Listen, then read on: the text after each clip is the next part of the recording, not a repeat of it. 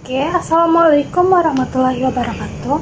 We are from Group 2 will present our material today about written test. Okay, before we start, I will say thanks to Miss Nini who has given us the opportunity to present our material. And let me introduce ourselves. I'm Dewi Van Hendry as moderator and my partner Fadila Sri Indah Prahutri, Putri Jasmine, Afif Zaki Pranata, and Areza Gamara as speakers. Okay, I will explain the first material, that is the concept of written test. Okay, the first material, that is the concept of written test. A written test is a test in which students must answer question by providing written answer. Writing written test is the most important activity in preparing exam materials. Each question item written must be based on an indicator formulation that has been arranged and agreed.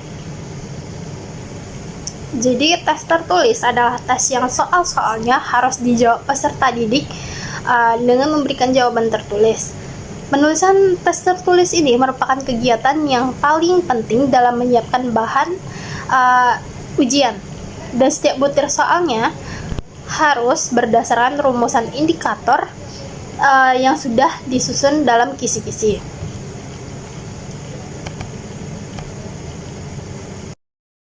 Written test form can be grouped into two, namely objective test and subjective test. Objective test is a test that is structured in such a way an alternative answer have been provided. Objective test form can be divided into test true and false atau tes benar dan salah, matching test atau menjodohkan jawaban, and multiple choice test, yaitu pilihan ganda. Objective description tests are often used in the field of science and technology or field social, where the answer is definite and only one answer is correct. An objective test is a test with a scoring system objective. Jadi bentuk tes tertulis ini dibedakan menjadi dua kelompok. Yang pertama tes objektif dan tes subjektif. Dan dalam menjawab soal tertulis ini, peserta didik tidak selalu merespon dalam bentuk menulis jawaban, tetapi dapat dalam bentuk yang lain seperti memberi tanda, mewarnai, menggambar, dan sebagainya. Dan adapun contoh-contoh bentuk tes tertulis seperti pilihan ganda atau multiple choice, benar dan salah atau true and false, atau menjodohkan jawaban atau matching test, dan uraian atau esai. Okay, my name is Putri Jasmine. I want to explain the next material about objective tests. And the first one is true-false test. True-false test is a form of test used to assess whether a test taker can identify true or false statement or fact. There are advantages about objective tests. First is this problem allows sampling adequate content the mind. 2. True-false items are relatively easy to create. And number 4, reading ability has less influence compared to read multiple choice question. Okay, next there are disadvantages about objective tests. And first is easy to guess or probability. 50% of participants assume guess that's given with correct. Number 2, can only measure skill sequences indirectly higher. Number 3, can only be used if the alternative is dichotomy enough to represent a reasonable response. And number 4, use of correct or incorrect items tends to be encourage test takers to memorize facts rather than studying content. Okay, the next material, the second is multiple choice test. Multiple choice is a form of question where the answer can be chosen from several possibilities answer provided. The construction consists of the main question and answer choices. Choose the answer consists of a key and a distractor. Okay, there are advantages about multiple choice tests. First is multiple choice questions are easy to grade fast and have height objectively. Number 2, measuring various levels of cognitive and can cover a wide scope of material in a test. And number 3, appropriate to vary test takers many or massive. And number 4, appropriate to use for large scale exams such as national exams, final school exams, employee selection exam country. Okay, there are disadvantages about multiple choice tests. First one is requires a relatively long time to write the question. Number 2, it is difficult to create homogeneous distractors and it works. Number 3, change just the answer to something. Number 4, less effective in measuring some types of problem solving ability to organize.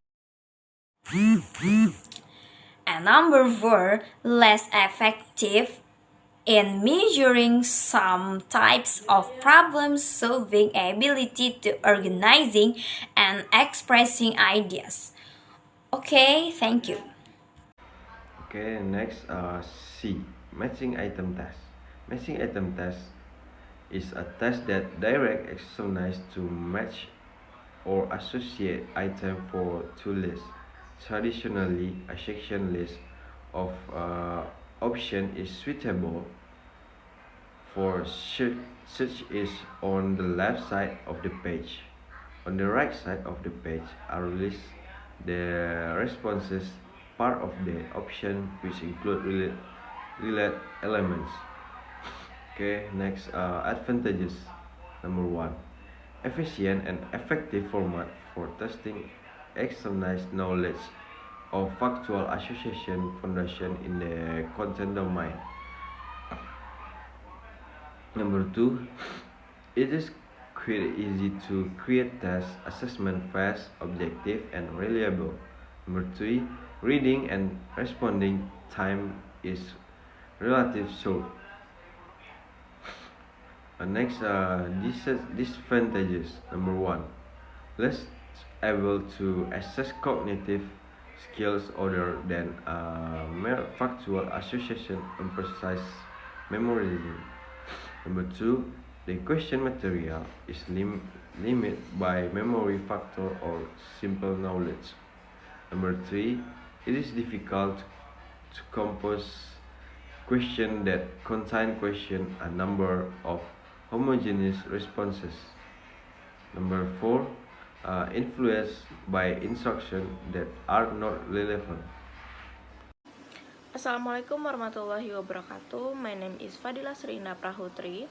My MPM number 21040033. So, I will explain the material about subjective tests. The subjective tests have two tests such as comprehension test. The test requires examines to provide short word or phrase responses. And for example, read each statement carefully, complete the following word correctly. The advantages of subjective tests such as number 1, this test format is efficient due to its convenient writing and answering more questions can create and use. Number 2, a lot of content can be assessed as well as improve content validity. Number 3, the effect of guessing is reduced because the answer must be given. Number 4, this item format is ideal for assessing mastery content where calculations are required as well other knowledge result. Next, disadvantages for comprehension tests, such as number 1, statement or question that focus enough to get one correct response, difficult to do. Number 2, there is often more than one right answer depending on the level of item specificity. Number 3, scoring may be influenced by the participant's writing and spelling abilities exam. Number 4, scoring can be time-consuming and repeated. Number 5, best used with skill low-level cognitive, for example, knowledge or understanding. And the last, level of technological support for score completion and short answer items very limited. Thank you. Okay, next B. Essay test.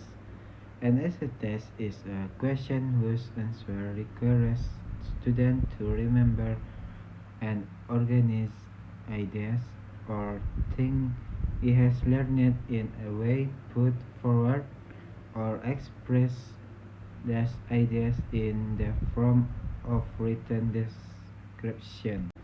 Advantage. First, measuring student abilities in terms of organized thoughts, put forward opinion and ideas with use student work or their own sentence.